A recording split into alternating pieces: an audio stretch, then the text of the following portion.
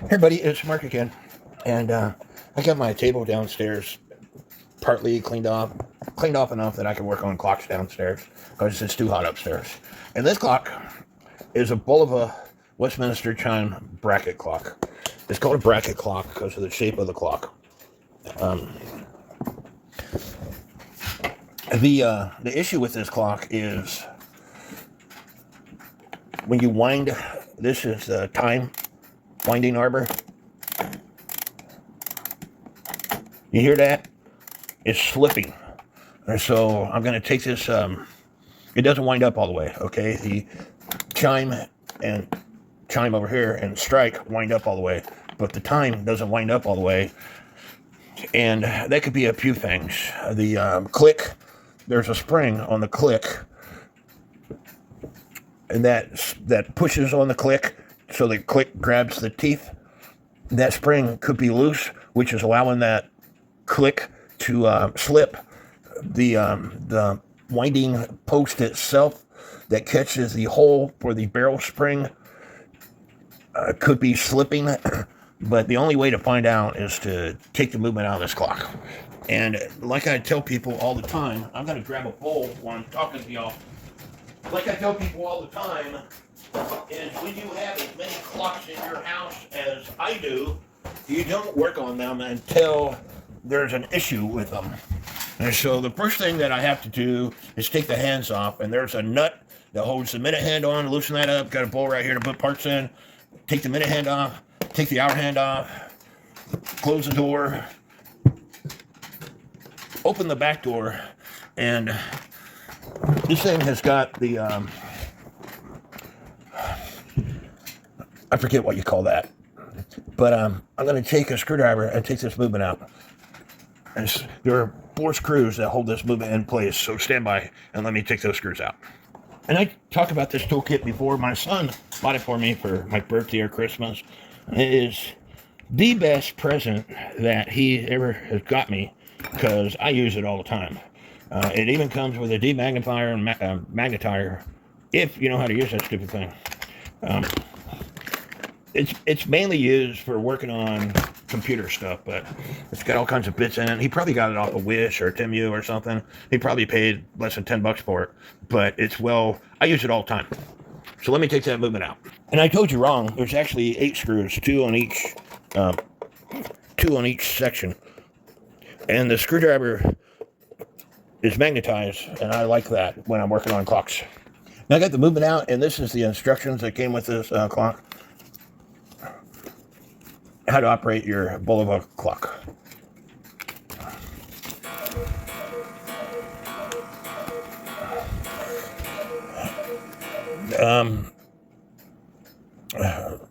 Division of New York. Return the clock together with $1 to cover the cost of handling the dealer from whom purchased or to authorized Bulova dealer. Yeah, $1 is not going to cover anything these days. But it tells you how to speed up and lower the clock. But there's also a spot to put the key. And there's just a little bit of damage where the clock goes into the case. Had one of the screws dropped. But I need to go upstairs and get my letdown key. Now I got the movement out. Movement's a little bit dirty, but the clock was running fine. This particular clock, I think I'm going to have to take it apart to take the barrel out. Some clocks, there's notches that you can slide the barrel out, but I think with this clock I'm going to have to take the barrel out. But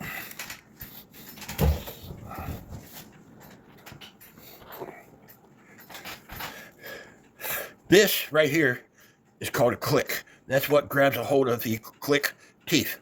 This right here is called a click spring. To let the power down, I've got this in other videos.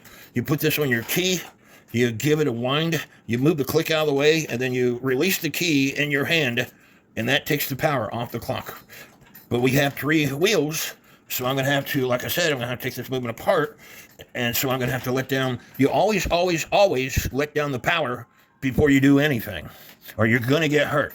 Again, put the key on, put your homemade let down tool on the key, give it a little bit of a twist, move the click out of the way from the teeth, and let the tool down in your hand slowly until it doesn't spin anymore. And then I always give it another spin. That way I know the power is completely down. One more time. Put the key on, put your letdown tool on, and this tool here, all it is a broom handle. It's got a slot in it, and I also drilled a hole in, because some keys, such as this key right here, have got extra stuff on the key, and so that way it will fit down into the slot. Of course, the hole is not deep enough on this, so this key won't fit. But you get the point. Put your key on, wind it up just a little bit so you can move the click out of the way.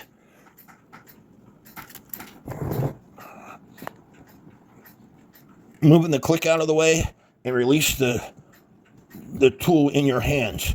If you have to get another grip, make sure the click is catching the teeth before you get another grip.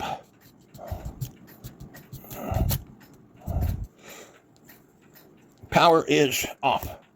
Next step you want to do is take pictures. You want to take pictures of everything. Take extra pictures, because you are going to take this thing apart. You want to be able to know how to put it back together. And so that's what I'm going to do, is I'm going to take pictures. So I got my pictures taken, and so the next step that I'm going to do is I'm going to take the hammers off, which consists of 4 screws.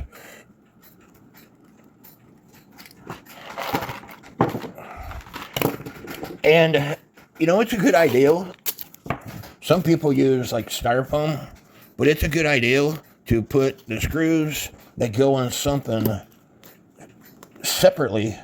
That way you know that these are the screws for the hammers.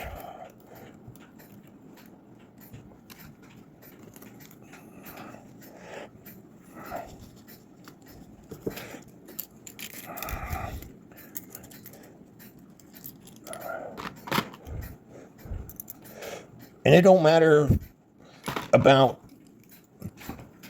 worrying about how to time it, because I'm going to show you at the end how to time it. In other words, that way the hammers lift appropriately. And you can even mark on this package here what these screws are for.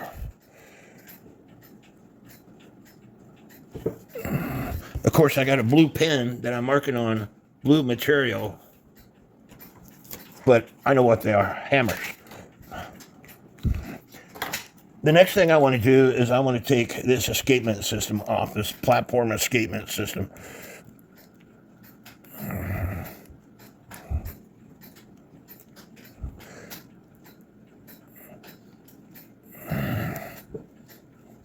And these platform escapement systems run about $70 or something like that. So you don't want to use stuff on it that's going to tear it up, is what I'm getting at. And I'm just going to put the screws back in where they belong.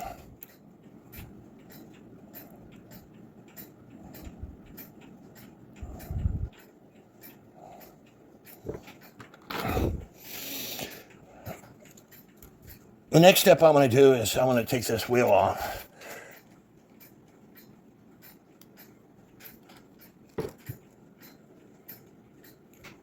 And it should come off fairly easily.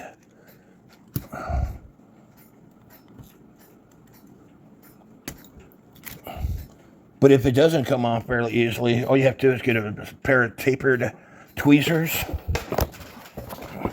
You're having camera issues. I'm going to show you. Get a pair of tapered tweezers, stick it underneath, give the tweezers a hit, and they will bring it off for you. like so.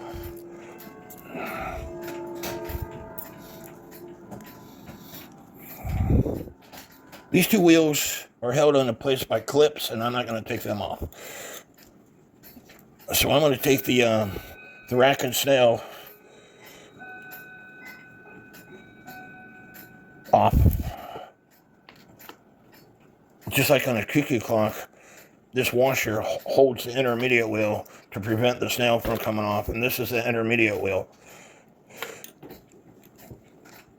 The rack is held into place by a little bitty E-clip. And I might have to take that off camera because looking over the camera, I can't see, so stand by. And I tell you in other videos that, for the most part, a cuckoo clock has got the same parts as a regular clock. This arm right here that I'm lifting is called the lift lock arm.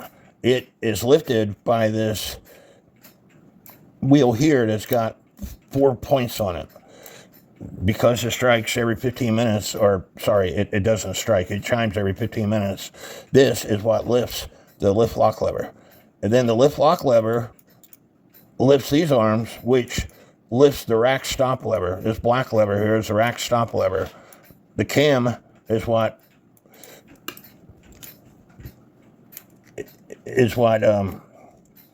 lifts the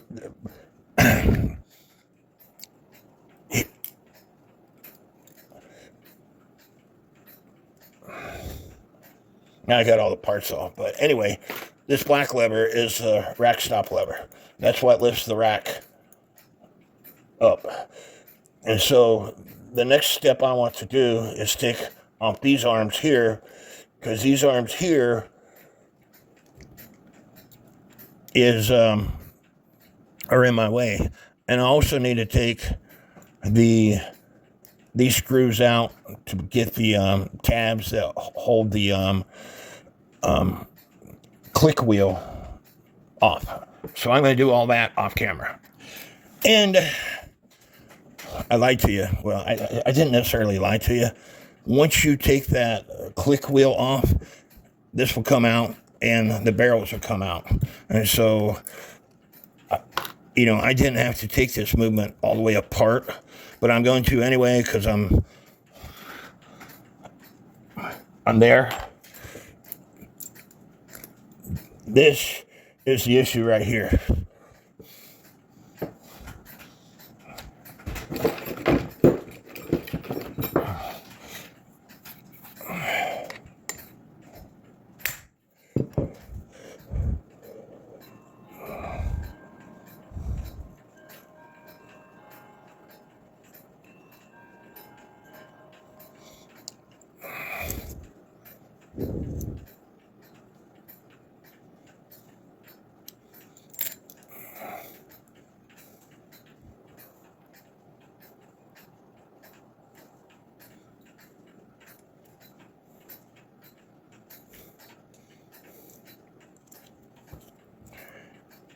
I'm trying to figure out what is slipping.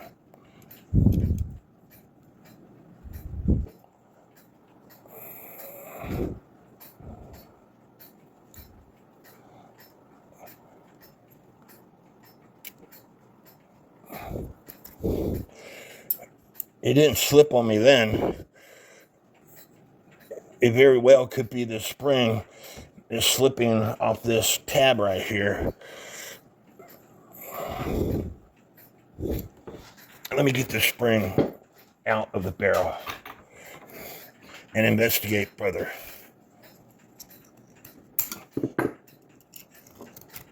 Once you get it so far out, you can unwind it in your hand. I would suggest putting gloves on. I've got very tough hands, so there's why it's slipping. The spring is broken. It shouldn't be broke like that.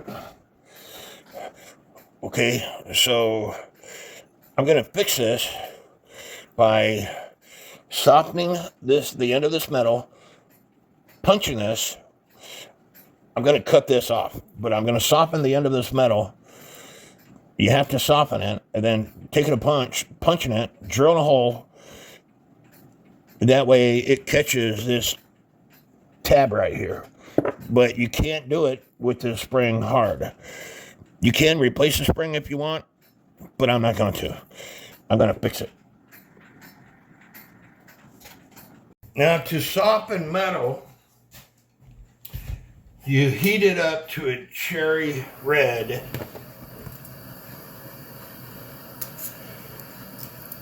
And then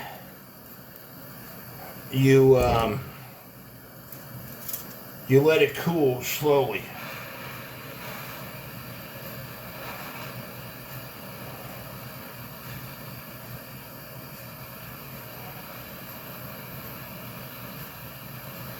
But you have to harden it afterwards. To harden metal, you heat it up to a cherry red and you quench it in oil, water, whatever you use. I use water myself.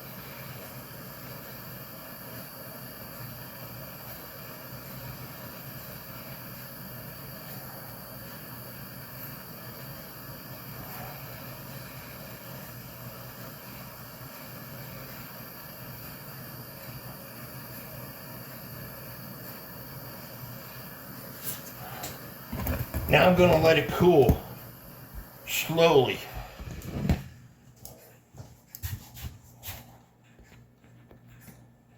Now I'm going to take this little cam off, and this cam is what actually makes it chime correctly. There's a quarter of an hour, half hour, 3/4 of an hour, and an hour slot on this cam. And there's 2 screws, and I loosened those screws up, but it still don't want to come off. So I used my tapered tweezers, and I got it off that bar. But the tweezers ran out of space, so I got some bigger tweezers, and the design of the tweezers, because they're tapered, will bring it off once you give the tweezers a tap or two.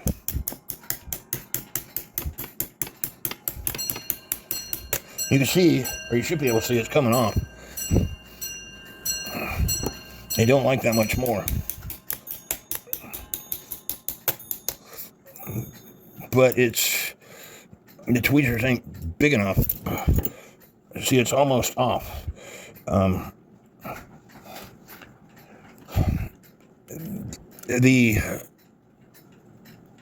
might be able to pry it the rest of the way off, but I don't want to pry stuff because you'll bend the shaft that cam fits on.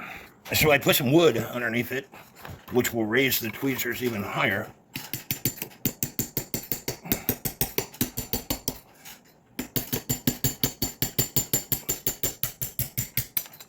Voila. This thing hasn't been serviced in a very long time, probably never been serviced, and that's why I had to have a good time getting that thing off. So I also want to take the Pac-Man off, because the Pac-Man is going to stop me from taking this movement all the way apart. Because you got to take the nuts off here. If there were screws or nuts, you could take the rear plate off, but you can't in this case, so you have to take the front plate off. So that's why I have to take more stuff off than what I normally take off. In the Pac-Man, or what it's actually called, a gathering cam with gathering pin, it also has 2 screws on. And once I loosen those up, I still had to use my tweezer technique to lift this thing off the shaft.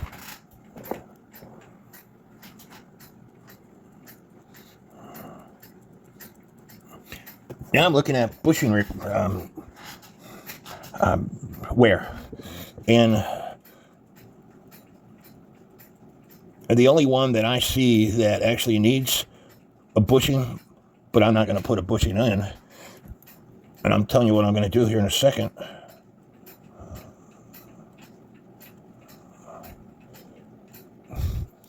Is this wheel right here that has the Pac-Man that goes on it, and you can see, sorry, it's this wheel. It moves up and down. It's you should be able to see that. It's got too much wear in it. So I showed this in other videos. I'm going to do it. A lot of people say it's unprofessional. I never said I was a professional.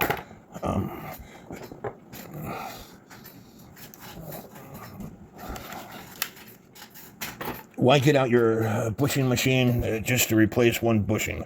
I don't have a bushing machine, by the way. Now I'm looking at the time side.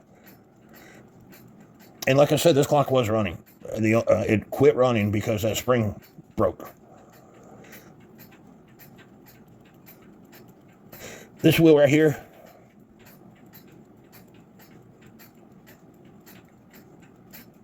it probably needs a bushing. And there's also a gathering cam with gathering pin over here on this side, which is for the strike side. This is chime side over here. This is strike side over here. And so I'm going to take that gathering cam with gathering pin off also.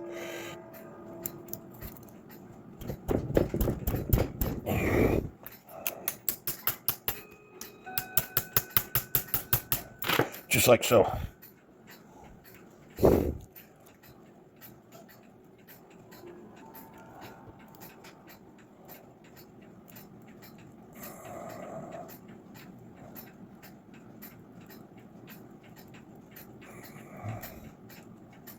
Like I said, the only one that I'm worried about is that one right there. And this one down here, which is the second wheel and the great wheel on the time side. Again, you do what you want to do. This is just a way that you can do it, and you don't have to put a bushing in. You get this thing right here. It's called a center punch, a spring-driven center punch. I didn't even take the movement apart. I made a couple of dings in there, and now that wheel doesn't go back and forth. They make these tools, all right, specifically for what I just explained to you. And so a lot of people say it's butchering a movement. A lot of people say it's not very professional. You're never, ever, ever going to please everybody 100% of the time. And if it makes your job easier and the clock works, what's wrong with it? Again, I got another video that explains this, and Time Saver sells this tool, eBay sells this tool. It's called a staking set, and the description of the staking set is to close holes on worn out bushings. They make it for a reason. Whether you do it or not, it's totally up to you. Anyway, I need to take this lever right here off, which is the lift lock lever, and it's held into place by an E-clip, and then I'm ready to take the movement apart. And I told you because I have to take these nuts off. You might want to mark these things 1, 2, 3, 4, and know which order you mark them, and you might want to draw a scratch around them, because once you take these nuts off, once you put this movement back in place, you can't tighten up these nuts because they're on the front side, so that's why I scratch them. And my toolkit should have a socket in it, but I don't think the socket is in my toolkit. I think it's upstairs. So I'm going to use my pliers to loosen those nuts up. Now the spring is cooled down, I used my pliers and I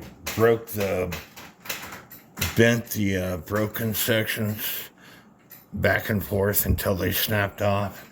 I took a spring-loaded punch, put a starting punch in the spring. I used my drill, and because it's soft metal now,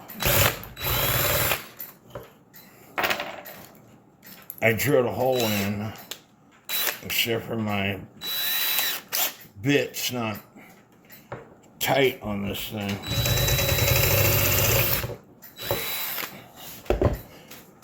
And so the hole is about the same size as this bit, but I want to make this hole oblong. So I'm using my bit to go back and forth.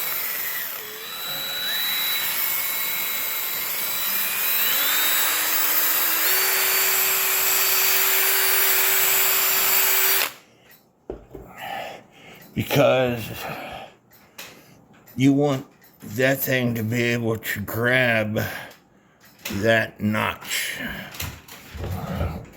And I'm going to stick it in to see if it grabs that notch.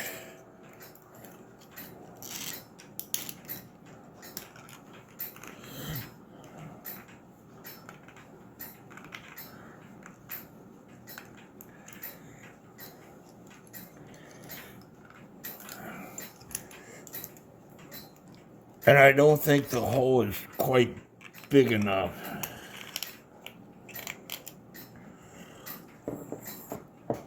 And so I need to make the hole a little bit bigger.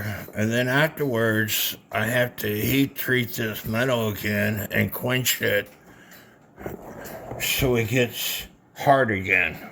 Because you don't want it soft, because it will break. I made the hole a little bit bigger. I went upstairs, used my Dremel, and touched up the edge a little bit. I made sure that the spring is actually touching the top of the other spring. And so now it's time to heat treat this spring and quench it.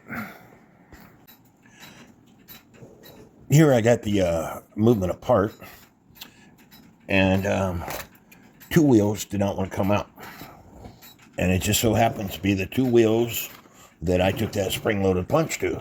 But I told you that you have to be willing to take the movement apart so you can use a cutting broach to broach the holes if you closed it up too much. And this one already took a cutting broach and I broached the hole, and so now the wheel comes out. This one, the wheel was stuck.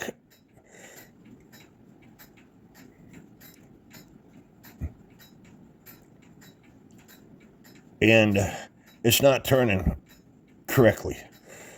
And that's because I closed up the hole too much. The proper way to do this is to individually put these wheels in. So that's what I'm going to do. I'm going to take a picture of this, and then this wheel here, I got to figure out where it goes.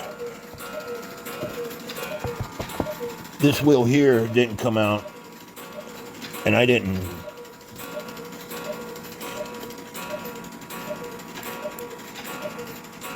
got to get that wheel out also, but I also took that spring-loaded punch to that wheel.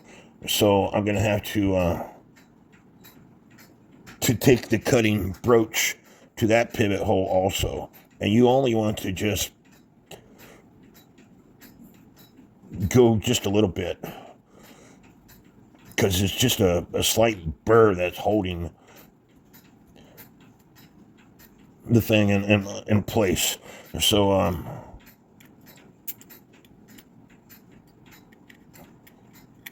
so anyway, I need to take a picture of what I have here, then I'll get back to you. Now, because you have a strike side and you have a chime side, this over here is the strike side. How do I know that? Because of that star wheel right here. But because you have a strike side and a chime side, you're going to have 2 wheels that have a warning pen on them. And so you want to make sure you keep those separate, because I'm sure they're different. So I'm going to keep all the strike side wheels over here. This is the chime side, and this is the chime side. And so what I want to do is put the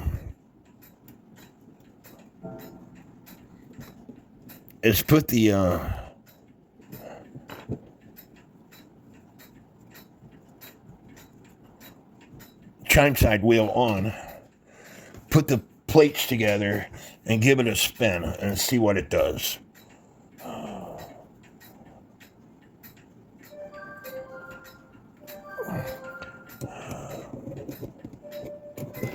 So stand by.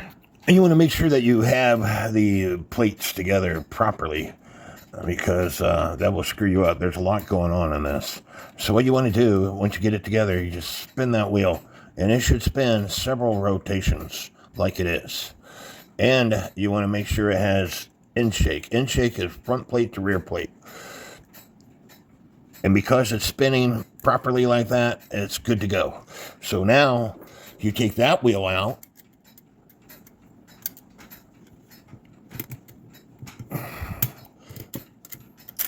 And I still got to take and clean this movement.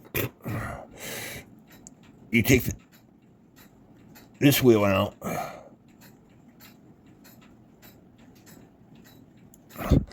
And you put the next wheel in.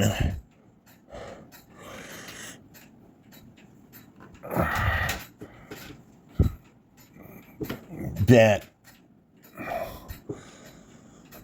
matches up to it. You see how dirty this movement is?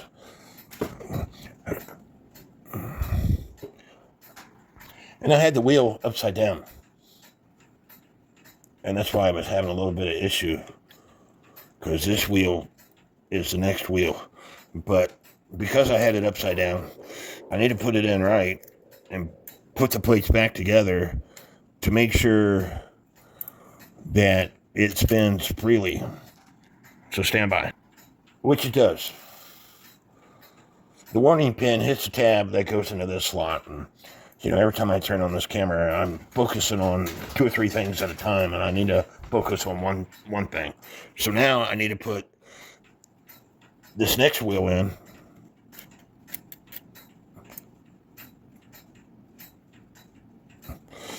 And you see how this doesn't want to come out? Because something is messed up. There might be a burr on this pivot. I still have to polish up the pivots. I might have to go get my microscope to see what's going on with this pivot. Because it should, again, I haven't cleaned the movement up, but this should come out easier than what it is. And it's getting stuck. It might be because of the fact that I need to broach the hole out more.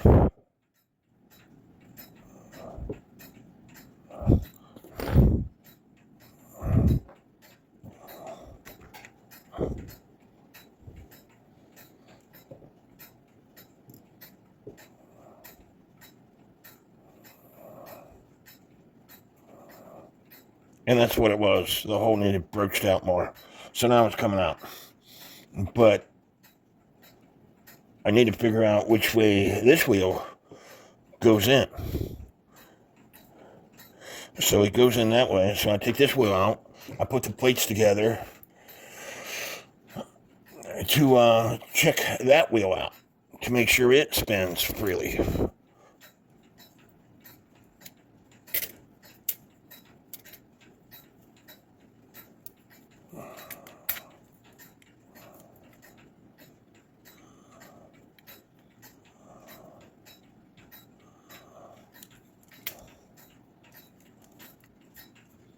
And it spins freely. Several revolutions. So that's good. So now it's time to put all these parts in an ultrasonic cleaner and clean them up. And after you get the parts out of a cleaner, you have to take a toothpick to all the pivot holes. Now this is a professional grade cleaner that a friend of mine got me for my birthday. This is what a brand new toothpick looks like. This is after I did the pivot holes. You see how dirty that is? As I say in all my videos where you're using a cleaner, your ultrasonic cleaner is only as good as a dishwasher. You have to pre-clean the dishes before you wash the dishes in a dishwasher. Your ultrasonic cleaner will not get the hard-to-reach spots, and the pivot holes are the hard-to-reach spots. And if you look, and by the way, I pre-did this before I took the movement apart. I put it in my ultrasonic cleaner for 5 minutes. And after I took the movement apart, I put it back in my ultrasonic cleaner for 5 minutes. And if you look close enough on these gears, you will see buildup oil. Brand new toothpick. You see that dirt? And again, that buildup oil could prevent your clock from working. So take the time to go through and clean up what looks like it needs to be cleaned up. You see how dirty that toothpick is getting? So anyway, I'm going to finish cleaning those up and I'll get back to you. Now my toothpick broke, but this end of the toothpick was just as dirty as this end of the toothpick, and 50% or more of these wheels had dirt in the pinion gears. This is a wheel. This is a pinion gear. They also make lantern gears that are 2 pieces of brass collars that have wires in between for the teeth of the wheel to catch. This is a jug that my buddy bought for me, and I gave a little bit to another friend, but it's like 8 to 7 parts, mix 1 part of contents with 7 parts water in a clean container. Clean ultrasonically for 3 to 5 minutes, and again, that depends on the movement. I also add Dawn dish detergent, some Murphy soap, and some a little bit of acetone, even though it's already got it in there, and I add some simple cleaning. 25 years ago, I was working on a clock. I didn't have an ultrasonic cleaner. I borrowed my brother-in-law's ultrasonic cleaner. He was a veterinarian. He had a professional grade ultrasonic cleaner, but he didn't have any fresh cleaning solution. So I bought some from S. LaRose. S. LaRose is no longer in business, but I bought a gallon of the stuff. I used his professional grade ultrasonic cleaner. I wasn't happy with its job, so that's why I started making my own cleaning solution. But this stuff is really good stuff.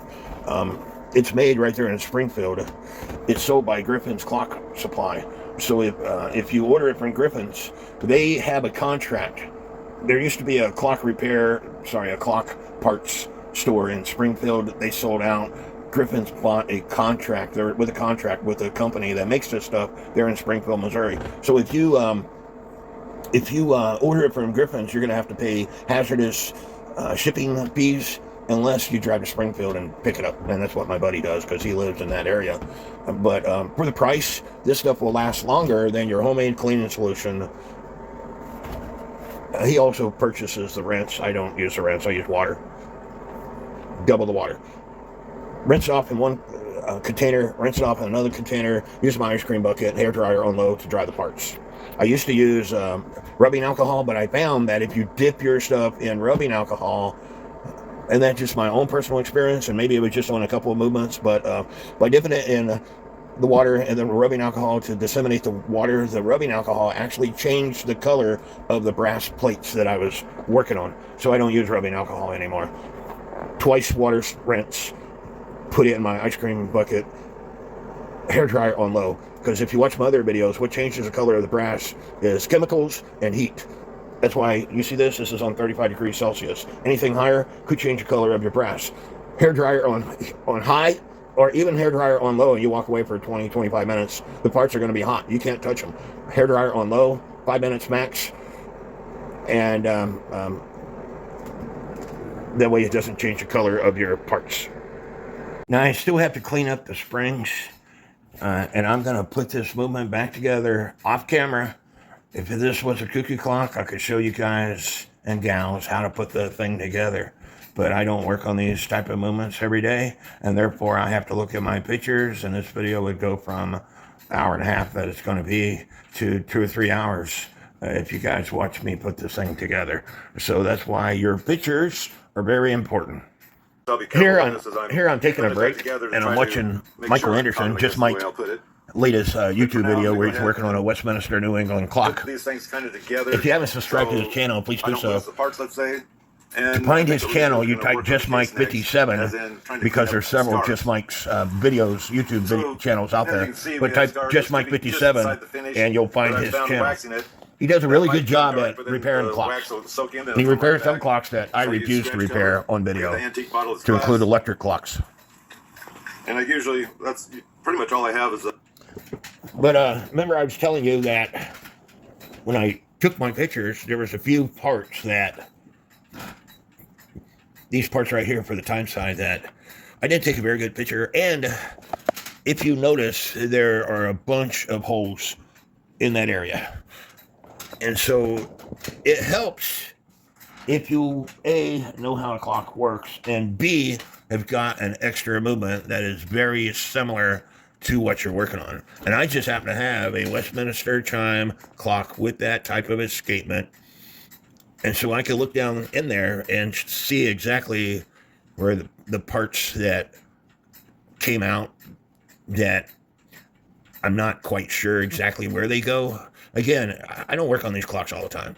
If I did, I would know exactly where the parts go. But I just happen to have a movement that will work for my viewing to be able to figure out how this thing goes back together. And don't forget that you should have polished up the pivots while you have the clock out using an Arkansas stone. I was just talking to somebody through video chat yesterday or the day before.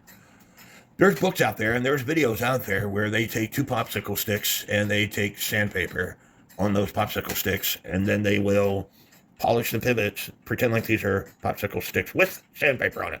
They will polish the pivots by doing this. Sandpaper, if you do that, next time you do it, that's what I want you to do. And one person starts off with a coarse sandpaper, and then he goes to a fine sandpaper. This is what I want you to do. I want you to take a digital microscope and measure the diameter of the pivot. Polish up your pivots doing it that way, and then take that digital microscope and measure your pivot. I would almost be willing to bet you that the diameter of your pivot is going to be smaller than what you started with. Using an Arkansas stone is very fine. It's like, I don't know, 2,000 grit sandpaper. You can sit here and file your fingernails all day long with an Arkansas stone, and you're not going to get anywhere because it's very fine. Some people polish pivots with a block of wood. If you polish it with sandpaper, guess what? You're now going to have to put bushings because your pivot is going to touch, your wheel will probably touch the side of the movement when you do the tilt test. As you can see, when I do the tilt test on these wheels, they are just fine. They're not touching the side of the movements. Some people say you should only have about 10% play. My eyes are not that calibrated, so anyway, what I'm getting at is an Arkansas stone. Arkansas stone is used to polish pivots. Red stone is used to burnish pivots, to make them hard again. Bruce Rasmussen, and I talk about this in other videos, when I first started repairing, but when I got bit by the clock bug back in 1998, 1999 time frame, it was late 98, early 99, I bought a VHS tape. I was over in England. They didn't have YouTube. They didn't have Facebook. I bought a VHS tape. Bruce Rasmussen, General Clock Repair, in that VHS tape, and you can purchase his DVDs today off of eBay. I don't know if he's still alive or not, but he's a master clockmaker. He shows you polishing a pivot using a Arkansas stone. He shows you burnishing pivots using a red Indian stone. If you want to use popsicle sticks with sandpaper, go for it. Anyway, I'm going to use my other movement to look how to put this movement together. While I was thinking about it, I was wanting to talk to you about the escapement. The escapement is called a balance escapement, and I don't ever put that in my ultrasonic cleaner. There's this product called One Dip that you put it in if you have to clean it up. These balance escapements are $75, or $72.50 and $75.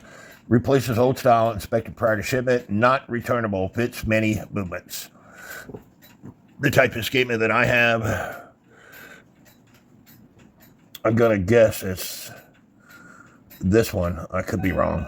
But anyway, I'd have to open that picture up to see which one it is. But they're on time savers are $72.50 and $75. And here it says what movements it fits. This is for Hermey movements.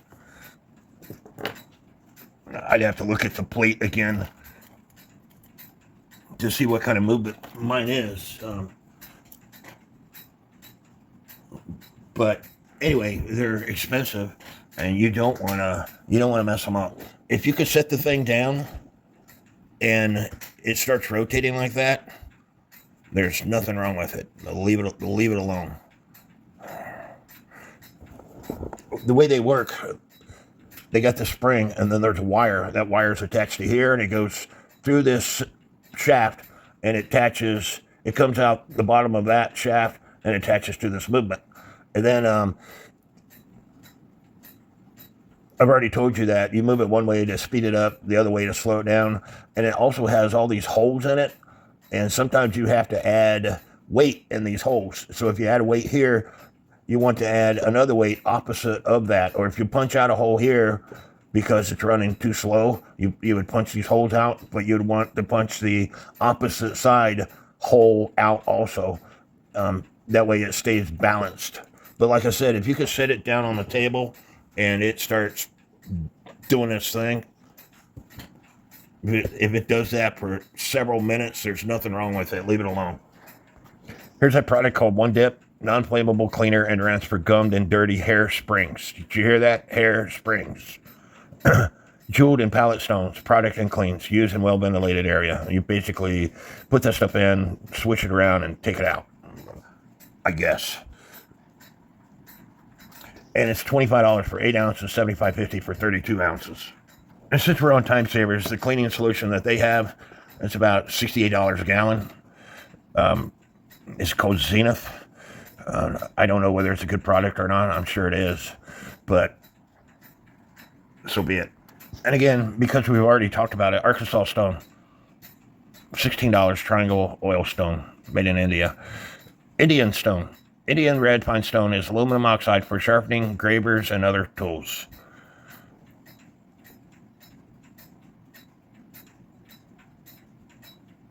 I didn't know whether they had any other Arkansas stone information. And while I'm thinking about it, I told you this is what I use to close the bushing up, and they sell a staking set on Time Savers for like $90. Anyway, I did another video about using this to close bushing up, and I was video chatting with a friend of mine, and my friend takes epileptic medicine because he's epileptic. The medicine makes him shake, and it's hard for him to put a movement back together with all the pivots and everything. And so he had a clock that it wasn't working properly, so he took his spring-loaded punch, put one divot in the movement, and now the clock is working fine. And so, again, a lot of people say that's not right, that you shouldn't do it that way. It's not professional. I show people how to fix their clocks. How you want to fix your clocks, it's up to you. How I fix my clocks, it's up to me. And I have over 500 clocks in my house that I have repaired, almost every one of them at one time or another. But because they've been in storage or not working, I've been divorced for 20 plus years now. And so a lot of my clocks were in storage. And so I'm slowly getting them running so I can sell them all. And so how you fix your clocks, it's up to you. I'm showing you how you can do it. So because I left this gear on, it's kind of hard to maneuver this gear under all those other gears. So I end up taking this off. And the same way I did the other gears, using a pair of tweezers, which I end up breaking. But I also used this the same way. I stuck it underneath because the way they're tapered, of course, you have to make sure that you are not going against these pins. And then it got so far, and then I put shims underneath it, and then I end up using this pair of vice grips.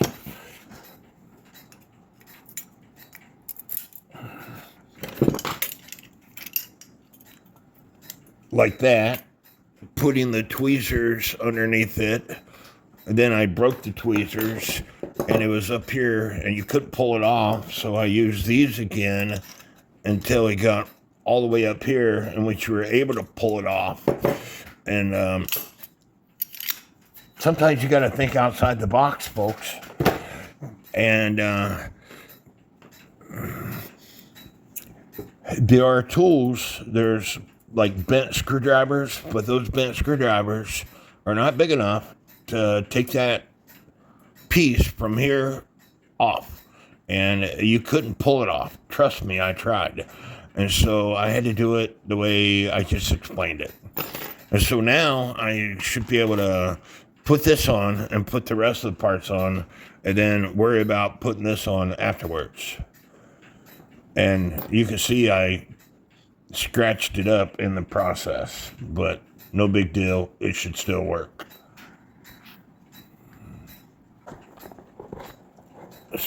I got rubber bands around the movement, and this is the hardest part.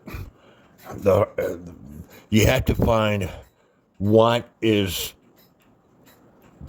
the highest wheel that is not going into place and working it into place without bending the pivots. French clocks are harder to do. The rubber bands is your extra hands. And it's hard for me to do this with this camera in front of me, so that's why I'm doing it off camera. I had the movement almost all together, and I noticed that I had the escapement wheel, which is this wheel right here, and the wheel that connects to the escapement wheel in the wrong order. So when you activated the wheel, the time side wheels, this wheel and the other wheel didn't move. So I was in the process of taking it all apart. I had the movement in my hand, and I slipped. And when I slipped, I don't know if you can see that. It spins, but now the escapement wheel is bent. So now I'm going to have to fix that somehow. And it wasn't as hard as what I thought it was going to be. And so now you can see the escapement wheel. If I can get my glasses out of the way so I can look at this camera, you can see that the escapement wheel is smooth as silk now. You should be able to see that. It's no longer bent.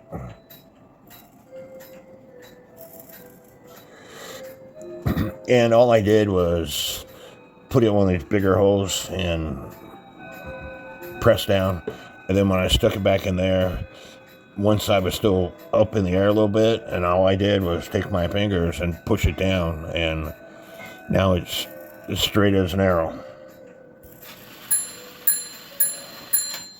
So now it's time for me to take a break. It's 4 o'clock in the morning. I was wanting to show you, again, how you can tell whether or not they're working that well.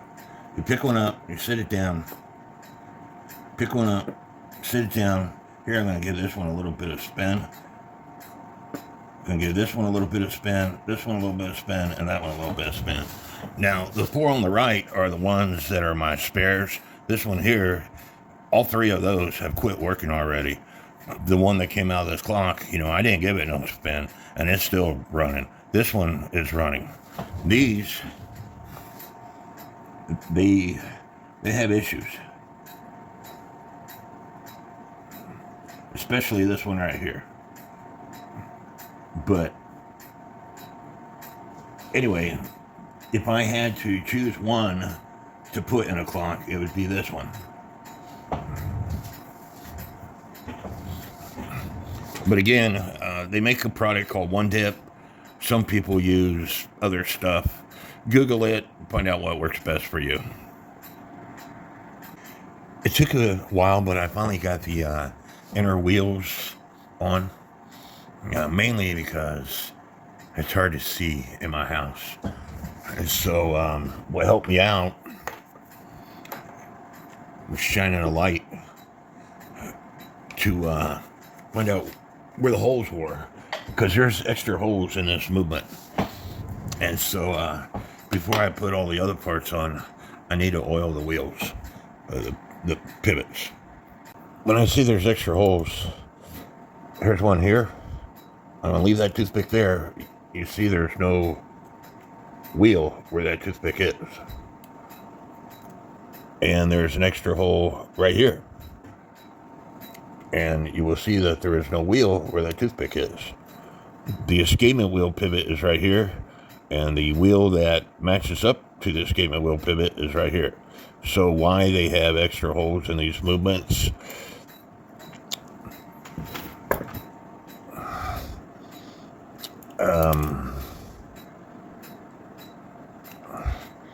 Now this is a dirty movement, but you will see there's a hole here and a hole here that doesn't have any pivots. Exact same movement as what I'm working on. And so you have to make sure that you get the pivots in the right holes. And so, and make sure the parts are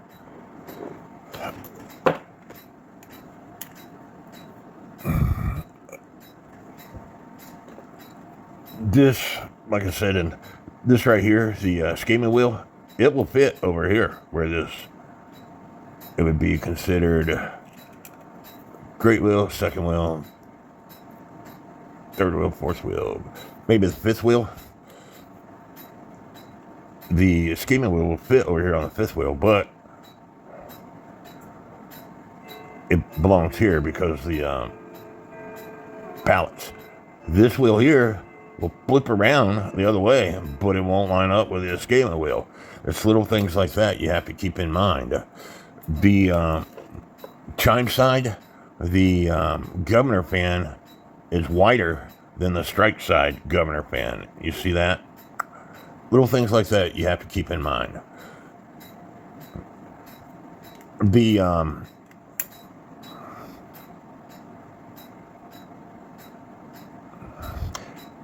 The time side second wheel, which is this wheel right here, is just a hair bigger than the strike side second wheel. And so if you got this over here, then this third wheel will not line up and will not go in the hole. So you have to make sure that you get the wheels correctly. And a lot of people will, especially with older movements and older clock repair people, they'll put T2, T3 on up the train, and on the strike side, they'll put T1, T2, T3, T4, T5 on up the train on the wheels themselves, and then on the chime side, it'd be C1, C2, C3 on up the train. As they take it apart, that way they know how to put it back together. And they will write on the wheel as it comes out. So in other words, if this is if I'm taking T2 out, I'll write it on top. That way you can't get it flipped around. So they'll write all the markings on the top section, whether it's the front plate or the rear plate. As they take it out, they'll write on the top wheel. In other words, I took this plate off this way. So I would write on top of this wheel, on top of this wheel, on top of this wheel, that wheel, this wheel. So this is the strike side.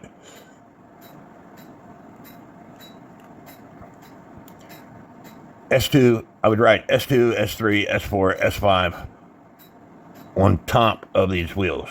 Now, if I wrote S2 here and S3 here, that would confuse me when I put it back together.